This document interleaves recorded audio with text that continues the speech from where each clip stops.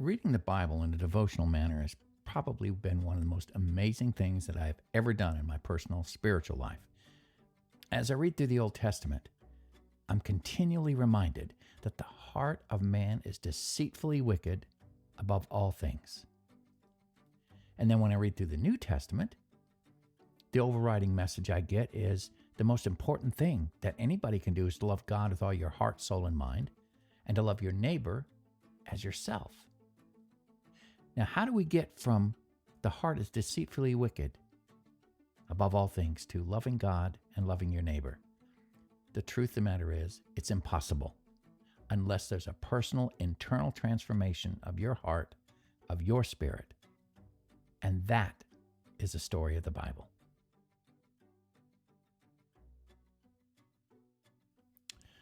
Greetings and salutations. Welcome to another episode of Coffee, the Bible, and Paige.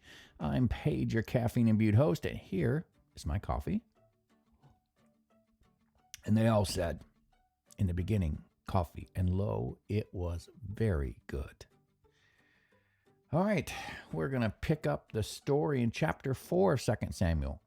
David has been anointed king of Judah. Abner, the second in command in Israel, underneath Isbosheth, Saul's son, has made overtures to David about turning Israel over to David's rule. This is about 2 years after the current son of Saul, Isbosheth, has been ruler. Isbosheth is a very weak ruler. He's spineless, I guess some people would call him. And Abner realized that he was not going to be a good king. And he knew that David had been called of God to be king. So he made arrangements. Well, in the process of doing that, he was tricked and assassinated by David's second in command, Joab. And this introduces a court political, a royal court political drama that I hadn't been expecting. David is a man who is able to make strong, quick decisions. But for some reason or other, he's held back from disciplining Joab, who killed Abner. Now, David had served with Abner when he was with Saul. There was a relationship there, a respect, mutual warriors. And we find out later in the previous chapter, David truly mourned the loss of Abner. He saw Abner as an asset to his kingdom that was needlessly assassinated. Joab apparently did it under the guise of, well, he killed my brother, I'm just avenging myself. But his brother was killed in war. And the rules for avenging his brother are not the same. Don't apply. Joab actually did something that was illegal. And David was held back from disciplining him. And we saw earlier, I should say, where David said that Joab and his brothers were strong, and David was afraid of them for some reason. And so I find this curious. I find this curious that this warrior king who had killed a giant when he was 12 or 13 years old, who had led numerous military units into battle, something about Joab and his brothers made him a little afraid. I find that interesting.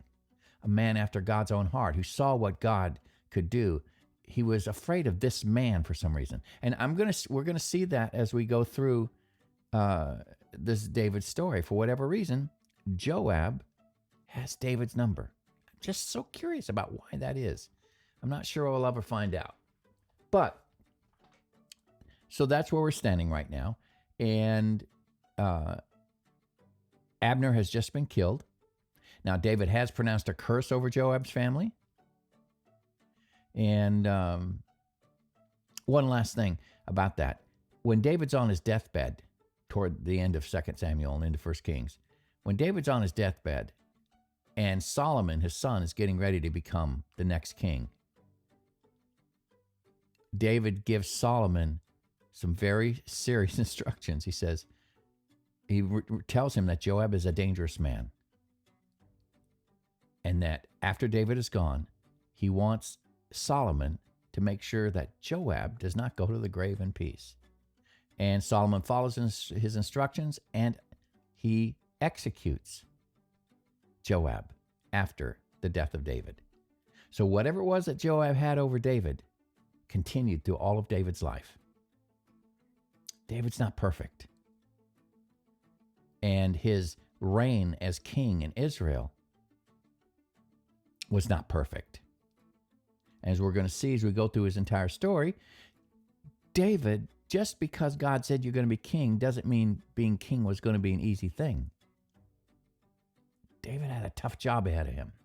So let's get started. We'll look at chapter 4 today. When Isbosheth, son of Saul, heard that Abner had died in Hebron, he lost courage, and all Israel became alarmed. Well, for good reason. Abner had convinced the elders of Israel that it would be a good thing to capitulate to David and make David king. And when the man that represented them was assassinated by David's second in command, you can see where all of Israel would think, oh my gosh, there's no chance now. There's no chance of making peace with David. He's angry with us. Joab's actions had repercussions that I'm not sure he was aware of, or maybe he didn't even care. I don't know. But Israel became alarmed, and Isbosheth became alarmed because Abner was a true backbone of Israel. All right. Now, Saul's son had two men who were leaders of raiding bands. One was named Baanah, and the other Rechab. They were sons of Rimmon, the Beerothite, from the tribe of Benjamin. All right, these two band leaders were from Saul's own tribe. Beeroth is considered part of Benjamin because the people of Beeroth fled to Gittim and have resided there as foreigners to this day. Jonathan, son of Saul, had a son who was lame in both feet. He was 5 years old when the news about Saul and Jonathan came from Jezreel. His nurse picked him up and fled, but as she hurried to leave, he fell and became disabled. His name was Mephibosheth. Now, Rechab and Baanah, the sons of Rimmon, the Beerothite, set out for the house of Isbosheth, Saul's son, who was now king. And they arrived there in the heat of the day while he was taking his noonday rest. They went into the inner part of the house as if to get some wheat, and they stabbed him in the stomach. Then Rechab and his brother Baanah slipped away. They had gone into the house while he was lying on the bed in his bedroom, and after they stabbed and killed him, they cut off his head, taking it with them.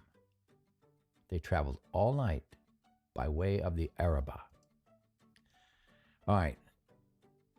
This is an important little detail. At least I thought it was. The fact that it was emphasized that these two were from the tribe of Benjamin. Now, they're from the tribe of Benjamin, but they're really not of the tribe of Benjamin because they were people that were foreigners that were living within and under the rule of the tribe of Benjamin.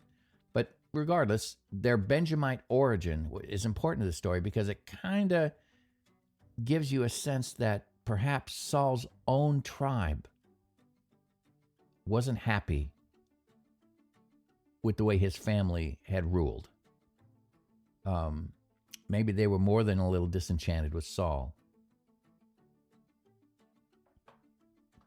It's a thought. They brought the head of Isbosheth to David at Hebron and said to the king, "Here is the head of Isbosheth, son of Saul, your enemy, who tried to kill you. This day the Lord has avenged my lord the king against Saul and his offspring." All right. I don't know if they really believed what they were saying. I tend to think not. I tend to think they were saying what they thought David would want to hear. They knew that David, because they had been in Saul's entourage, they knew that Saul had wanted David dead. They'd probably heard it on more than one occasion. And they knew that David and Saul were mortal enemies. But they thoroughly misjudged David here. They thought this would be good news to David. They thought that David would be pleased that they had killed Isbosheth.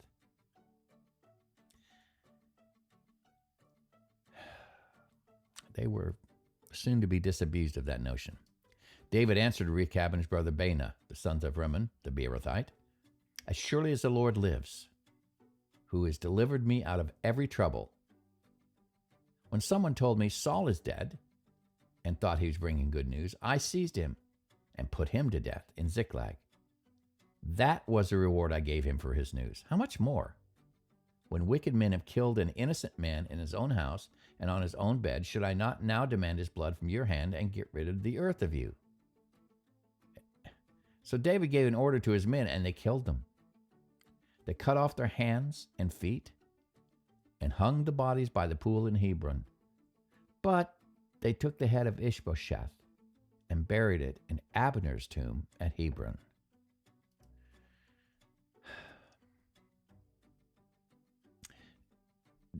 David is a warrior. He understands death.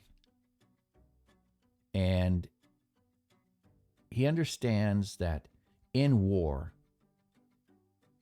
death is part of that package.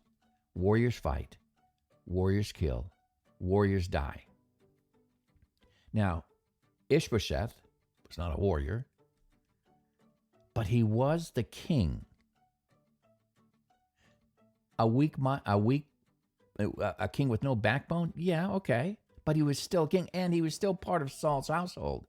David felt very strongly about Saul's household. Yes, he knew that David was going to be the next king of Israel. And he knew that Saul was not going to last as king, and therefore his son wasn't going to last as king. If David had wanted to, he could have killed Isbosheth at almost any moment. But he didn't. Why? That's a great question. Here's Paige thinking with his mouth open, because that's what I do on this podcast. I honestly think he was willing to wait for God to deal with Isbosheth and the house of Saul. He knew that God was going to deliver Israel into his hands. God had told him through the prophet Samuel, and I'm sure since then, he knew what was going to happen. And he was not going to take any part of this process into his own hands.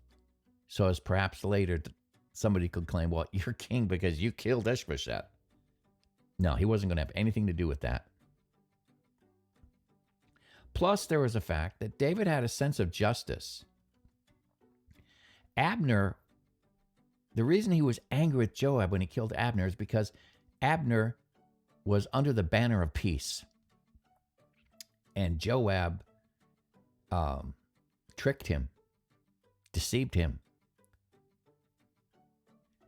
Abner trusted David's integrity such that if Joab came from David, that was an extension of David in Abner's mind, so Joab could be trusted. And Joab betrayed him and deceived him and killed him. This is kind of what happened here. Isbosheth was not at war with David. There was no battles. There was no war going on at the moment. He was sleeping. He was an innocent man asleep on his bed. And David had a very high sense of justice, realized that this is not the act of two men in the thrall of war killing the king of Israel. These were two men who were trusted by Isbosheth because of his father Saul, who snuck into Ishbosheth's house and killed him while he slept. That is a cowardly act. This isn't the act of someone delivering justice in the name of the Lord. This was a cowardly act. This wasn't war. This was murder. And David is enraged, as I believe he had every right to be. Now, that's the end of this chapter. The king of Israel now is gone. There is nothing standing in the way of David attaining the throne of Israel. He has punished the people who killed Isbosheth. Which brings up again, I keep circling my wagons around this thought. And this is the one thought that's going to be circling in my mind as we go through David's story. And that's Joab. David showed no hesitation to act. In this instance, concerning dealing with Ishbosheth's murder. Yet he hesitated when confronted with Joab's act of murder of Abner, equally deceitful, equally dishonorable to God, to David, to the nation. This underlines the fact that David was able to make decisions. That wasn't his issue with Joab. He wasn't an indecisive man, but for some reason, his inability to act decisively with Joab concerning Abner's murder points to Joab having a base of power or influence that protects him from David. Was it his familial ties? He was a nephew. Was it the fact that he was a skilled and powerful warrior that maybe David doubted he could defeat in battle? Don't know. But that's the behind-the-scenes story, the drama that I see happening in David's establishment as a king of Israel. So what lessons can I take from that? Well, that's a great question. Because, when I do these devotions, I always ask myself, God, what can I find out about you? God, what can I find out about me? Is there something in me that needs to be addressed? Is there something about you that I need to be made aware of? So far, at this point, the thought that's rambling around inside my skull is that now that David is where God said he would be, because remember, God had promised David, you were going to be king of Israel. He was anointing him when he was like 12, right? Now he's 30. He is where God said he would be. But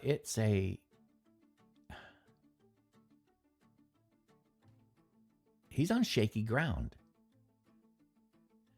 God said you're going to be king. Now he's king. And now he has someone that has some kind of power over him that he is unable to defeat in the natural realm, and that's Joab. Being king is not going to be easy. Just because you are where God's called you to be doesn't mean that it's done and that it's easy street. No, David's going to have to work for every day that he's king of Israel. And we're going to find out in his story that he is going to have many, many issues in being Israel's king. Now, the other thought that comes to mind is that I'm reassured of my approach. I don't want you to think I'm tooting my own horn here, but I kind of am. When I taught an American history class one year to high school, I only taught for 1 year. I'm telling you what, academic teachers, my hat is off to you. That workload to handle an academic class is crushing. But this 1 year that I taught American history, I used a very Socratic method of teaching where it was discussion based, and we would talk about these different events that occurred in history. And one of the underlying foundations of that class was that man's nature has never changed from beginning till now. Man's nature is the same now as it was after the fall. When you look at a historical event and you analyze the sequence of events that took place and you analyze how people reacted to that sequence of events, when you see that sequence of events starting to happen again further down the road in the future or even in present times, then you have a reasonable expectation of what to expect from the people that are involved in this new iteration of whatever that is. Man's nature doesn't change. So that being the case, I can use my experiences in my life as a lens to look through when I'm judging what David did in his life. David was called to be king. And then for the next, 16 years, maybe 15, 16 years, he's on the run as a criminal. 7 years, I think he was in the wilderness as a criminal from Saul, I guess. And it looked like anything but kingship was in his future. And when he becomes king, now all of a sudden he has a man in his own house that he's afraid of. It's not easy. And I'm as a person who has been in authority, as a person who has, I've held management positions in the corporate world. It's not easy managing people, and you have to be aware of the politics of the situation that's going on around you. It's not easy, and David doesn't have it easy. So I see David as a very strong-willed, strong man, but he has areas of weakness that if he's not careful, will take him down. And I've been in that situation. I've been in leadership, and I've been taken down. And I know what happened. I know that in my case, I was blind in an area of my life. And I didn't play the political game the correct way. And as a result, I was fired. I had a lot to do with that because I didn't play the game. I didn't understand the politics that was going on around me. So I see David in this situation, and this, even though, this is like several thousand years later, I'm going, David, look out, dude. I know what's going to happen next. You got to be careful of this guy. Be careful. Play this game. Play this political game, David. And David is walking a tightrope. So God had promised him he was going to be king, and he is. But that doesn't mean it's going to be easy what happens after he becomes king. David is going to have to scrap. He is going to have to continually keep his eyes open. Just because you're where God says you're going to be doesn't mean the battle's over. It's a different battle, a different enemy. And sometimes that battle and the enemy is within your own house. David's beginning to find that out, I think. All right. Well, that's enough for today. We'll pick this story up tomorrow and see what happens next. I'm Paige. Here's my coffee. Hello. It was very good. I'm out of here, folks. Have a great day. Bye-bye. So, what did you think about today's Bible devotional? Email me and let me know your thoughts at ffog@me.com.